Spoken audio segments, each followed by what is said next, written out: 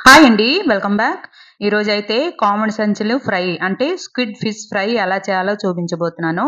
ఈ స్క్విడ్ ఫిష్‌కి తెలుగులో అయితే కామన్ సెన్స్‌లు చెప్తారండి. మీ ఏరియాలో ఈ ఫిష్‌ని ఏమంటారనేది నాకు ప్లీజ్ కామెంట్ సెక్షన్‌లో చెప్పండి. అలాగే ఈ ఫిష్ ఫ్రై ఒకసారి మీ ఇంట్లో మీరు ట్రై చేసి ఎలాగొచ్చిందనేది నాకు ప్లీజ్ కామెంట్ సెక్షన్‌లో షేర్ చేసుకోండి. ఇప్పుడైతే ఈ స్క్విడ్ ఫిష్ రెసిపీ చూద్దాం రండి. ఇక్కడ నేను పావు కేజీ కామన్ సంచులని తీసుకొని బాగా క్లీన్ చేసుకొని, కడుక్కొని దీన్ని రౌండ్‌గా కట్ చేసి హాఫ్ టీ స్పూన్ పసుపు, అలాగే ఒక టీ స్పూన్ కారం, హాఫ్ టీ స్పూన్ సాల్ట్‌ని వేసి బాగా కలుపుకొని పక్కన పెట్టుకున్నాను.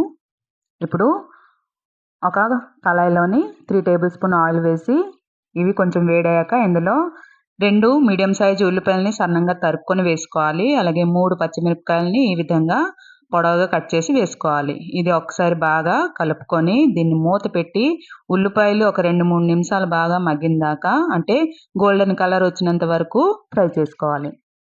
చూడండి ఇదైతే బాగా ఫ్రై అయిపోయింది. ఇందులో ఇప్పుడు ఒక టీ స్పూన్ వరకు అల్లం వెల్లుల్లి పేస్ట్‌ని వేసి అల్లం వెల్లుల్లి పేస్ట్ పచ్చివాసన పోయినంత వరకు కాస్త ఫ్రై చేసుకోవాలి. ఇది కొంచెం ఫ్రై అయిన తర్వాత ఇందులో 2 మీడియం సైజు టమాటాలని సన్నంగా తరుక్కొని వేసుకోవాలి.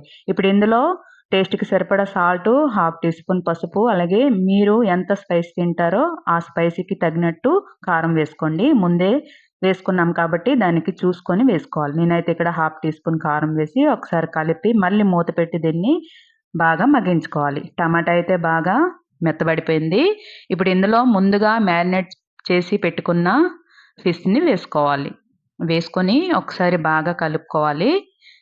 ఈ మసాలా అలాగే ఈ ఫిష్ అంతా కూడా బాగా కలుపుకొని ఇందులో ఇప్పుడు కొంచెం కరివేపాకు వేసుకోవాలి.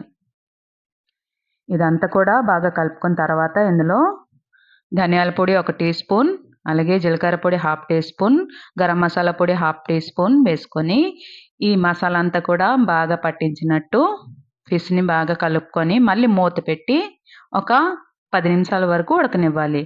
అంతే లాస్ట్‌గా ఒక టేబుల్ స్పూన్ సన్నంగా తరుక్కున్న కొత్తిమీరని వేసుకొని బాగా కలుపుకోవాలి. అంతే వేడి వేడి రైస్‌తో గాని, చపాతీతో గాని ఈ స్క్విడ్ ఫిష్ ఫ్రై చాలా బావుంటది. ఒకసారి ట్రై చేసి ఎలాగొచ్చిందనేది నాకు ప్లీజ్ కామెంట్ సెక్షన్ చెప్పండి. అలాగే సబ్స్క్రైబ్